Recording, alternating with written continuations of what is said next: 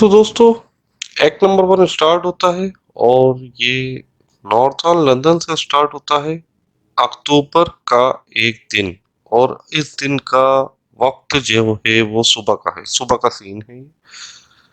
तो दोस्तों सुबह सुबह जेम्स मोवर मोरेल साहब जो कि एक चर्च में काम करते हैं, एक सोशलिस्ट हैं, अपने घर में बैठ के कुछ सुबह सुबह लेटर्स पढ़ रहे हैं जो इनको अभी अभी मिले हैं। और इनकी वाइफ जो है वो कैंडिडा है जो उस टाइम घर पे मौजूद नहीं है। साथ ही साथ दोस्तों इनकी जो पर्सनल सेक्रेटरी है जिसका नाम प्रोसी है वो इस टाइम इनके साथ बैठी है और वो एक लेटर खोलती है जिसके अंदर इनविटेशन है। इनवाइट किया गया है जेम्स मॉरल मोरेल को, लेकिन वो जा नहीं सकते और वो बिजी होने की वजह से नहीं जा सकते। दोस्तों हम अब जेम्स मोवर मोरेल को सिर्फ जेम्स के नाम के बोलेंगे। तो जेम्स जो है वो एक सोशलिस्ट है जैसा मैंने आपको बताया, और इसकी एक अच्छी जॉब है। और इसकी सक्सेस के पीछे जो है वो इसकी वाइफ का बहुत बड़ा हाथ है जिसका नाम कैंडिडा है। तो दोस्तों कैंडिडा जो है इस टाइम लंदन के एक ट्रिप पर गई हुई है और वो वहां से वापस आ रही है। तो जेम्स इसको वापसी के लिए लेने के लिए जाना है। जेम्स ने इसको रेलवे स्टेशन, मगर ये अपनी वाइफ को लेने जाना ही भूल जाता है, तो वो खुद ही घर वापस आ जाती है। दोस्तों जब कैंडिडा वापस घर अपने आती है तो इसके साथ इसका एक दोस्त भी आता है जिसका नाम है यूजीन मार्च बैंक। तो दोस्तों हम इस ड्रामे के अंदर यूजीन मार्च बैंक को सिर्फ यूजीन बोलेंगे।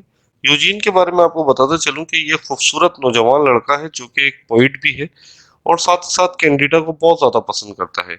लेकिन कैंडिडा जो है वो एक डल लाइफ गुजार रही है अपने हस्बैंड के साथ, तो ये चाहता है कि कैंडिडा को उस डल लाइफ से बाहर निकल सके।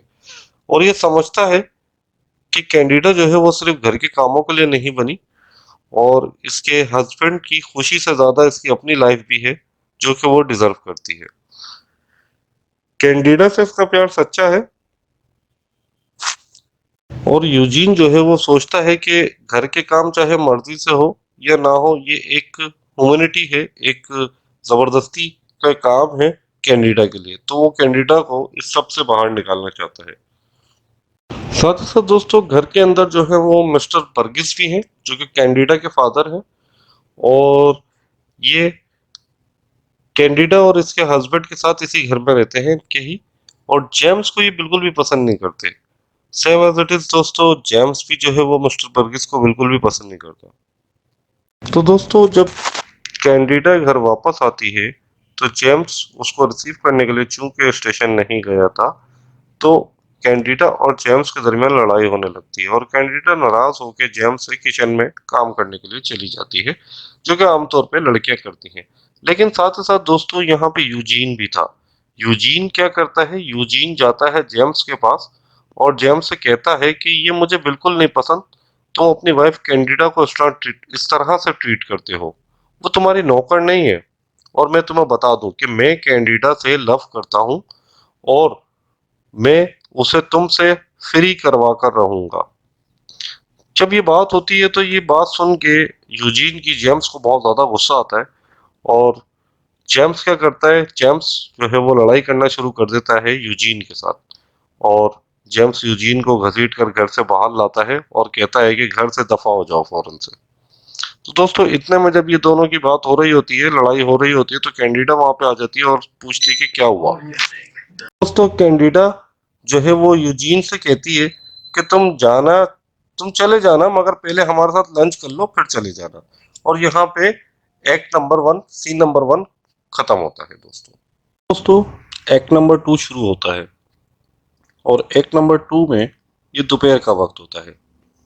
यूजीन एक रूम में बैठा होता है और अकेला होता है और इसी रूम में प्रोसी आती है। तो यूजीन पूछता है कि तुम क्या जेम्स को पसंद करती हो, और अपनी इस बात पे जोर देता है। दोस्तों साथ साथ आपको बताते चलूं कि प्रोसी जो है वो जेम्स को पसंद करती है और ये कैंडिडा से जलती भी है। जब ये यूजीन जोर दे के पूछ रहा होता है तो यहाँ पर मिस्टर बर्गिस आ जाते हैं और इस वजह से इसका सवाल अधूरा रह जाता है।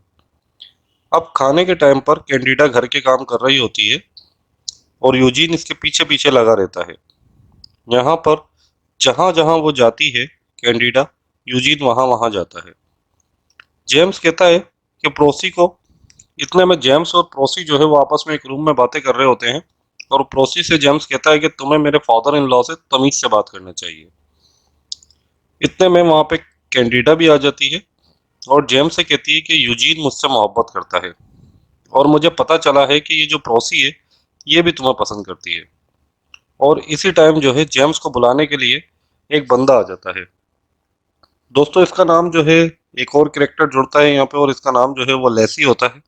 और लेसी आ जाता है और लेसी आके जेम्स से कहता है कि सर आपका जो है वो चर्च में स्पीच करने का टाइम हो चुका है और आपको अब मेरे साथ चलना होगा चर्च में स्पीच देने के लिए। लेकिन जेम्स जो है वो लेसी को मना कर देता है कि मैं नहीं आ रहा, तुम जाओ।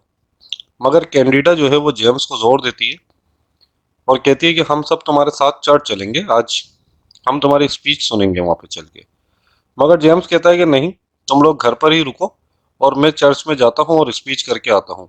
तो दोस्तों यहाँ पे एक नंबर 2 जो है वो खत्म हो जाता है। साथ ही साथ दोस्तों इस ड्रामे का लास्ट एक्ट और एक नंबर 3 स्टार्ट होता है जो कि रात का सीन है। अब रात में यूजीन रात में कैंडिडा के आमने सामने होते हैं। यूजीन और कैंडिडा एक दूसरे के आमने सामने होते हैं और यहाँ पे यूजीन जो है वो अक्सर, मैंने आपको बताया कि एक पोइट भी है तो वो पोइट्री पढ़ रहा होता है। लेकिन कैंडिडा जो है इस वक्त अपने दूसरे ख्यालों में डूबी हुई होती है। तो यूजीन कहता है कि क्या हुआ, और कहता है कि मुझे तुम्हारा नाम कैंडिडा लेना अच्छा लगता है। इस टाइम यहाँ पर जेम्स आ जाता है और कैंडिडा से कहता है कि चर्च में मैंने आज एक बहुत अच्छी स्पीच की। और कैंडिडा जो है वहां से उस टाइम अपने बच्चों को सुलाने के लिए दूसरे रूम में चली जाती है।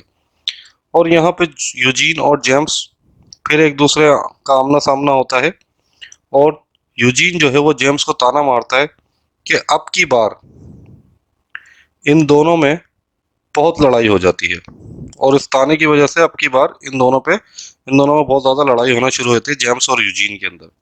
साथ ही साथ दोस्तों आपको बता चलूं कि फिर दोनों लड़ने के बाद कैंडिडा के पास जाते हैं और पूछते हैं कि अब तुम्हें ही फैसला करना होगा और तुम्हें हम दोनों में से किसी एक को चूज करना होगा।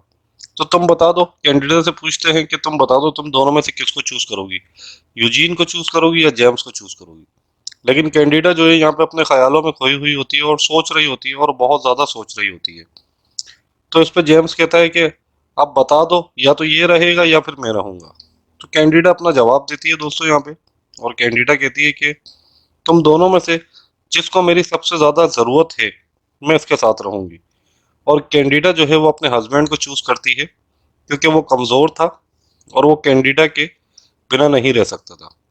यूजीन जो होता है दोस्तों वो यहाँ पे रिजेक्ट हो जाता है, मगर वो सेटिस्फाई होता है और वो चुप करके अपने घर चला जाता है। रात का टाइम हो जाता है और यहाँ पे प्ले नंबर 3 भी, एक नंबर 3 भी यहाँ पे खत्म हो जाता है। दोस्तों यहाँ पे ये प्ले एंड हो जाता है कैंडिडा।